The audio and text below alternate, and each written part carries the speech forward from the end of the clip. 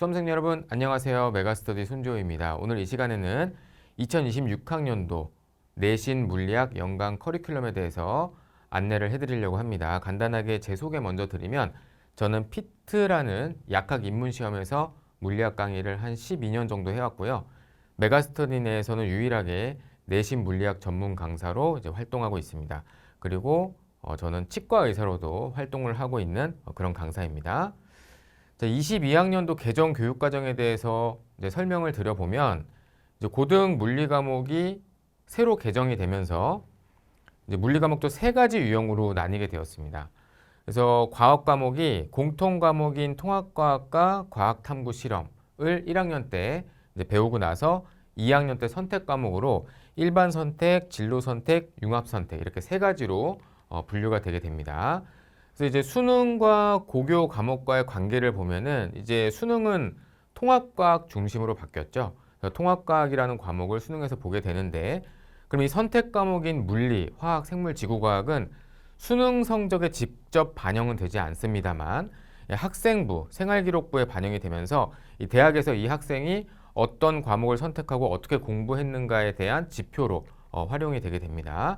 대학이 보는 핵심 포인트는요, 진로에 맞게 과목을 선택했는가. 예를 들어서 내가 공대를 선택했다라고 한다면 물리학은 당연히 필수로 들어가야 되고요. 그래서 과목 난이도가 내가 공대를 선택했는데 난이도가 낮은 생물이나 지구과학을 선택했다면 이 난이도가 맞지 않는다. 이렇게 대학에서 판단을 하게 됩니다. 그리고 수업에서 어떤 활동을 했는지와 탐구 과정이 학생부에 잘 드러나 있는지 이런 것들을 유기적으로 보게 되는데요. 어쨌든 공대, 이공대를 선택하는 학생들은 물리학이 가장 중요한 과목이죠.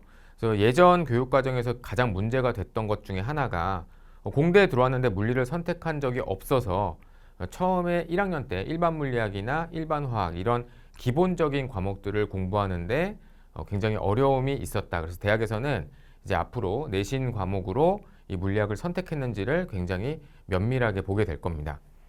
네, 일반 선택은 과학의 기본 개념을 배우는 과목이고요. 그다음에 진로 선택은 그 일반 선택에서 선택한 과목과 연결된 심화 과목이라고 보시면 되고요. 융합 선택은 여러 과목을 섞어서 문제를 해결하는 과목이다. 이렇게 생각을 하시면 되겠습니다. 그래서 우리가 1학기 때 배우는 물리학이 바로 일반 선택이고요. 물리학을 선택한 후에 진로 선택에는 역학과 에너지 그리고 전자기와 양자 이렇게 두 가지 파트로 분류가 되어 있습니다. 융합 선택은 여러 가지 이제 통합적인 과학 탐구를 다루는 그런 과목이라고 생각하시면 되겠습니다. 그럼 일반 선택 물리학의 대입에서의 의미는 이공계 지원 시 가장 기본적인 과목입니다. 물리학을 모르는데 공대에 들어간다. 이거는 말이 안 되는 얘기거든요, 사실. 그래서 이제 물리학을 선택한 학생은 대학에서 이 학생은 물리를 회피하지 않았다라는 신호로 이제 받아들이게 되고 진로 선택 과목의 가장 기초 과목 역할을 하게 됩니다. 그리고 의대나 여러 가지 자연계에서 사실 의대에서도 여러분들이 나중에도 제가 설명드리겠지만 의대 들어가서 방사선 엑스레이, CT, 뭐 MRI 이런 것들을 다 다루게 되는데 거기서도 전자기장 이론이 굉장히 심화돼서 들어가게 되거든요. 그래서 의대에서도 굉장히 지원했을 때 물리학을 선택한 학생에 대해서 긍정적으로 작용할 거다 이렇게 보고 있습니다.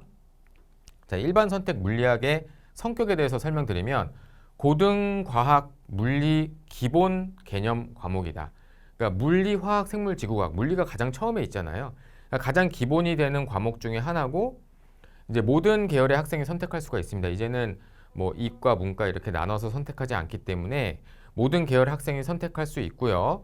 그 다음에 공통과학 이후에 물리의 표준 입문 과정입니다. 공통과학에서도 물리를 조금씩 배웁니다만 이제 전반적으로 물리 전체를 배우는 것은 이제 이 입문 과정인 물리학에서 시작된다라고 생각을 하시면 되겠고, 진로 선택 과목, 나중에 역학과 에너지 이런 것들을 선택할 때 선이수 과목으로 이제 작용하게 됩니다. 여러분들이 이제 대학에 가면은 선수 과목이라는 개념이 생겨요. 그래서 어떤 전공 과목을 선택하기 전에 기본적으로 선수해야 되는 과목들이 있는데, 예를 들어서 내가 기계공학과에 갔다. 그러면 뭐 기계공학 이론에 대한 뭐 연력학이라든가 뭐 유체역학이라든가 아니면 뭐 동력학, 정력학, 진동학, 뭐 파괴역학 이런 것들을 배우게 되는데 그 선수가 되는 과목이 일반 물리학과 일반 화학 이런 것들이 있습니다. 그래서 그런 기본이 되는 과목이다라고 생각을 하시면 되고요. 자, 일반 물리학을 학습할 때는 자연 현상을 설명하는 기본 법칙을 이해한다. 물리학은 자연 현상을 수학을 도구로 써서 간결하게 정리하는 학문이에요. 그래서 이제 여러분들이 물리학을 배우게 되면은 어떤 자연의 굉장히 복잡해 보이는 현상들을 수학적인 식으로 표현을 하게 됩니다. 네, 그래서 수학적 표현이 가장 중심이 되는 그런 과목이라고 생각하시면 되고, 당연히 이제 실험과 그래프 해석, 자료 분석이 포함되는데 어떤 현상을 수식으로만 표현하기는 굉장히 어렵거든요. 그래서 그림으로 많이 표현하게 되는데 그림과 더불어서 굉장히 많이 나오는 것들이 그래프입니다. 그래서 여러분들이 물리 문제를 이제 나중에 많이 풀게 될 텐데 물리 문제를 보면은 글자로만 서술되어 있는 물리 문제는 없어요. 그림과 같이 나오거나 아니면 그래프와 같이 나오게 됩니다. 그래서 저런 그래프 해석에 중점을 둔 학습이 특징이라고 할 수 있겠고요. 왜 그런가를 설명하는 물리 언어 학습이다라고 되어 있는데 이제 어떤 현상이 일어났을 때 예를 들면은 물이 끓는 점에 도달했을 때 기화가 돼서 수증기가 됐다. 이런 현상들을 왜 그렇게 되는가를 중점적으로 학습하는 게 이제 물리학이다라고 생각하시면 되겠습니다. 이제 물리학을 기본적으로 공부하고 나서 그 다음 단계가 이제 진로 선택인데 진로 선택의 첫 번째 과목 역학과 에너지는 물리학의 고전적 핵심 영역 심화다라고 되어 있는데 가장 고전적인 물리학의 파트가 역학입니다. 운동을 다루는 파트죠. 그래서 힘, 운동, 에너지 이런 개념들을 물리학에서 배운 것을 토대로 좀 더 확장하는 그런 과목이다라고 생각하시면 되고요. 여기 모델링이라고 되어 있는데요. 모든 이제 기계적인 요소, 기계공학에 사용되는 어떤 이론들은 그 이론들을 바탕으로 만든 어떤 유기체, 기계적인 모델을 설정하게 되는데 그런 모델링에 대한 내용들을 배우고요. 그 모델링을 했을 때 거기서 뭔가 오류가 있어서 문제점이 발견됐다. 이런 것들을 해결하는 것을 강조하는 그런 과목이라고 생각하시면 되겠습니다. 그래서 공학 계열, 특히 기계공학, 로봇공학 이런 데 지원을 하는 학생들은 이 역학과 에너지를 거의 필수로 들으셔야 된다고 제가 말씀을 드릴 수 있겠고요. 그 다음에 두 번째 과목이 전자기와 양자인데요. 전자기는 전기와 자기를 다루는 학문입니다. 그래서 전자기 장, 이 장이라는 거는 필드, 공간이란 뜻입니다. 정기적인 성질이 있는 공간, 자기적인 성질이 있는 공간에 대해서 좀 더 심화된 내용을 다루게 되는데 우리가 이제 일반적으로 병원에서 뭐 치료를 받게 되면은 간단하게는 엑스레이부터 시작해서 CT 또는 MRI 이런 것들을 찍게 되는데 MRI가 아주 어떻게 보면은 전형적인 전자기장 이론이 접목된 기계라고 할 수 있거든요. 자기장을 이용해서 이제 내부를 촬영하는 거죠. 그래서 의대나 의공학 이쪽으로 진로 선택을 하시는 분들은 이제 전자기와 양자를 선택하시면 가산점을 받을 수 있을 거다 이렇게 우리가 생각하고 있습니다. 그리고 진로 선택 과목은 일반 선택인 기본 물리학보다 난이도와 깊이가 조금 깊고요. 그다음에 전공 적합성을 강조합니다. 그러니까 공대에 들어간다. 내가 공대 지원할 거다. 그러면은 역학에 대해서 어느 정도 알고 있다라는 거를 뭐 면접 때나 이런 대입 시에 면접관에게 어필을 할 때 굉장히 중요한 요소로 작용을 할 거고 서류 심사에서도 수업 중에 탐구 활동이나 전공 학습과의 연결고리가 이제 역학을 배운 학생들은 좀 연결고리가 잘 돼 있구나 이렇게 대학교에서 판단을 하겠죠.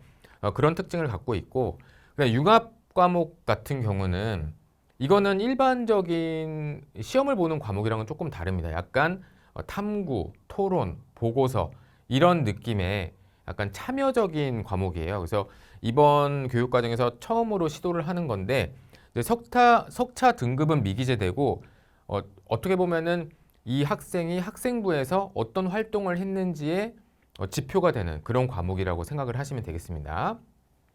자, 과목 선택은 이제 1학년 때 먼저 통합과학을 공통적으로 배우고 나서 내가 이공대에 진학을 할 거다라고 생각하시면 이제 물리학을 선택하게 되고요.